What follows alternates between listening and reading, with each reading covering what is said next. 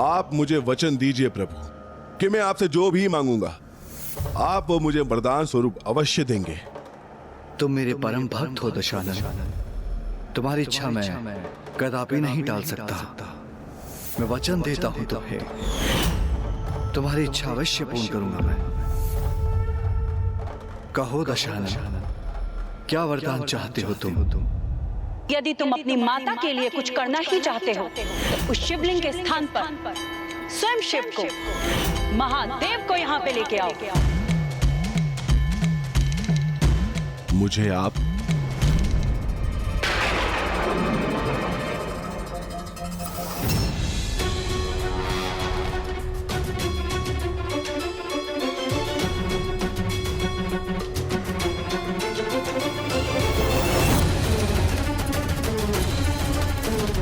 रुक क्यों गया दशानन? अद्भुत अद्भुत अपूर्व सौंदर्य, अनूठी असीम सौम्यता, अनंत तेज है इनका। कमल नयनी, रूपमयी, मनमोहिनी, समस्त ब्रह्मांड में सुंदरतम है ये। संकोच मत करो दशानन, कहो इस बार क्या वरदान चाहते हो तुम? इन्हें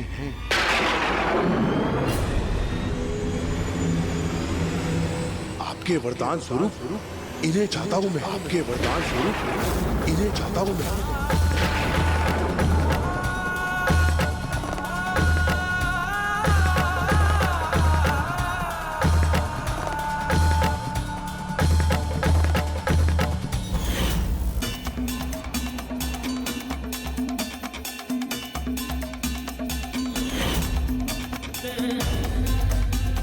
आपने मुझे वचन दिया है, अपने परम भक्त को वचन दिया है, आप ना नहीं कर सकते।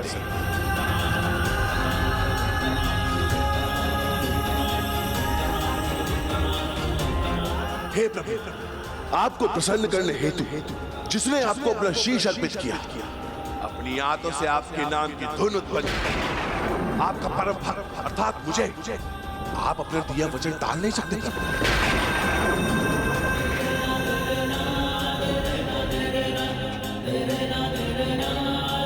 हे महादेव, संकोच में क्यों डूब गया?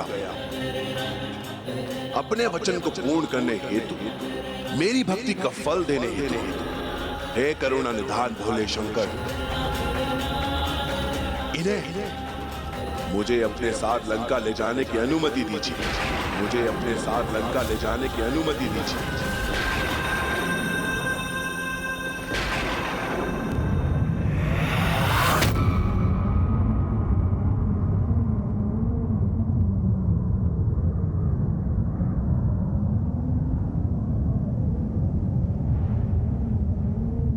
जैसी तुम्हारी इच्छा, जैसी तुम्हारी इच्छा, जैसी तुम्हारी इच्छा।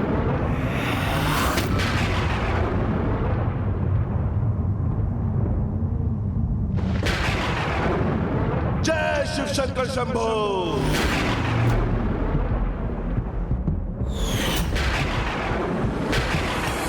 पिताश्री ने उनकी ये अनुचित प्रार्थना स्वीकार कर ली। विश्वास नहीं होता, ऐसा कैसे कर सकते थे पिताश्री?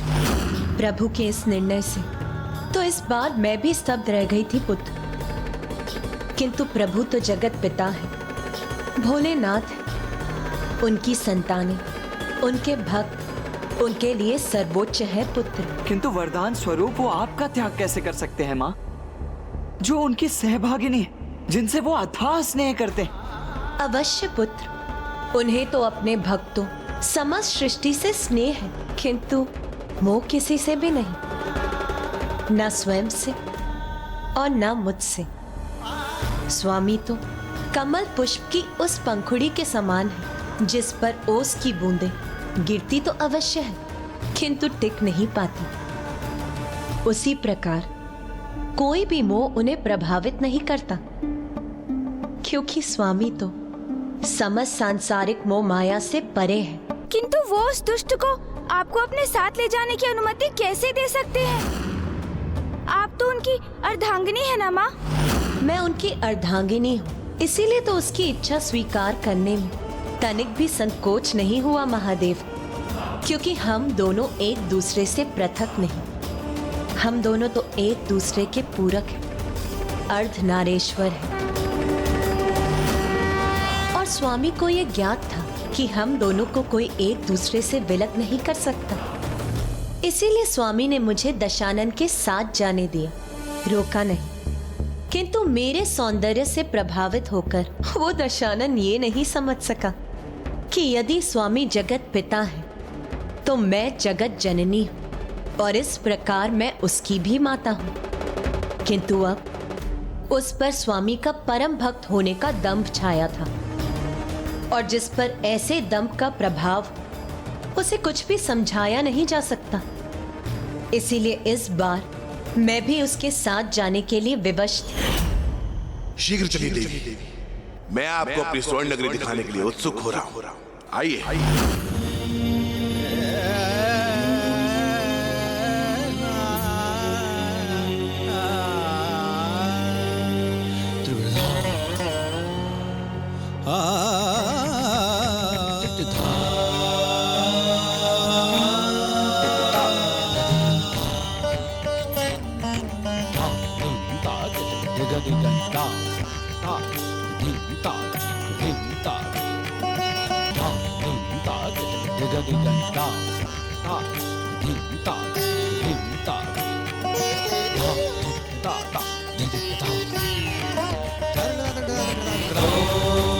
नमो शिवाय नमो नमो नमो नमो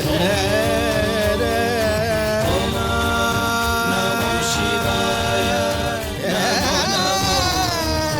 नमो नमो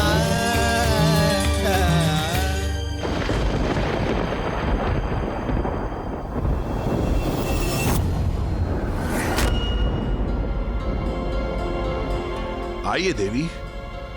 स्वामी ने तो अपना धर्म और दायित्व निभाकर मुझे इसे वरदान स्वरूप भेंट कर दिया, किंतु अब मुझे स्वयं इससे मुक्त होने के लिए शीघ्र कोई युक्ति लगानी हो। नहीं, मैं तुम्हारे पुष्पक विमान पर आरूढ़ होकर वायु मार्ग से नहीं जाना चाहती। मैं तो अपने पांव पर चलकर दक्षिण दिशा में बढ़ना चाहती हूँ, जिससे मैं लंका के मार्ग में आने वाले प्राकृतिक सौंदर्य का आनंद उठा सकूं।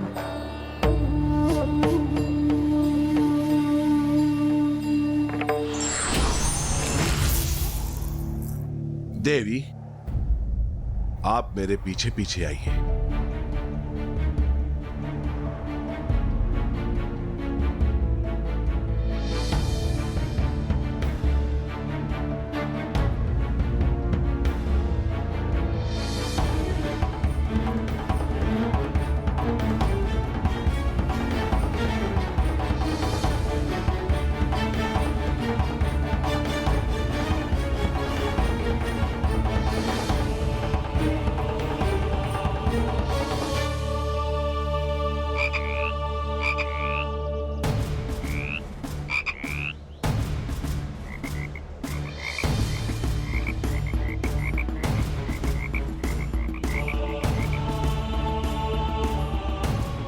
इसने जो किया वो सौंदर्य के मोह में आकर किया, तो सौंदर्य की माया का प्रयोग कर इससे छुटकारा पाना संभव है।